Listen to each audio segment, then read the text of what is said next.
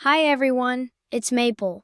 Today we're learning about external forces, the pushes and pulls that come from outside a structure. By the end of this video, you'll know what an external force is, how gravity, wind, rain, snow, and impacts apply force to structures, the difference between dead loads and live loads, how engineers design buildings and bridges to handle these forces. Let's get started. Every day, structures face forces that come from the environment around them. These are called external forces. If you lean on a wall, you're applying an external force. When wind pushes on a building, that's an external force too. Any push, pull, weight, or pressure that comes from outside a structure counts as an external force. Structures, like houses, bridges, and schools, must be designed to resist these forces so they stay standing and keep people safe. One of the biggest external forces is gravity. Gravity pulls everything toward Earth, which gives every object weight. Floors support the weight of students, desks, and chairs. Roofs support the weight of the building materials above them. Even a bookshelf must handle the weight of the books placed on it.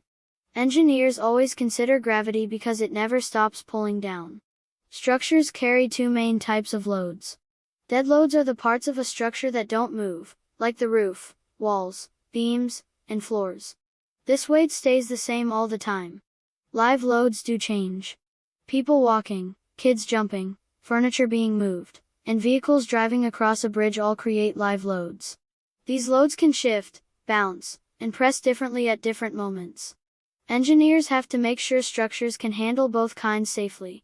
Weather creates some of the strongest external forces a structure will ever face.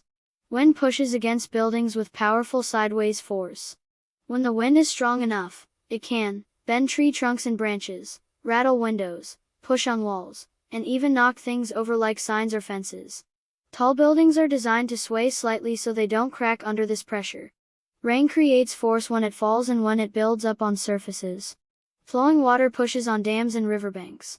Floodwater presses hard on walls and foundations. Enough water can move rocks, soil, and even small structures. Snow adds heavy weight on rooftops. If too much snow piles up, the weight becomes a huge downward force. That's why roofs in snowy places are built steep, so snow slides off instead of stacking up. These weather forces can change quickly, so structures must be ready for all of them. Some external forces happen fast. These are called impact forces. Jumping on a floor creates a quick, strong force when your feet hit the ground. A car bumping into a fence is an impact. Even an earthquake can shake a building with sudden force from below. Engineers design structures to absorb these impacts without breaking. Engineers think about external forces constantly. They choose strong materials like wood, steel, or concrete. They use smart shapes like triangles and arches that spread out the force. They plan for the heaviest snow, strongest winds, and biggest live loads a structure might face.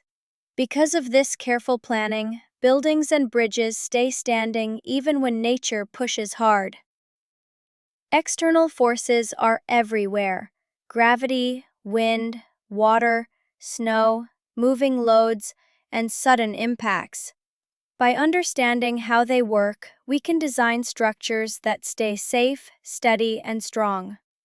Learning how forces act on structures helps us understand the world, and maybe even inspires some of us to become Hi, I'm future Maple. Don't forget to engineers. like and subscribe.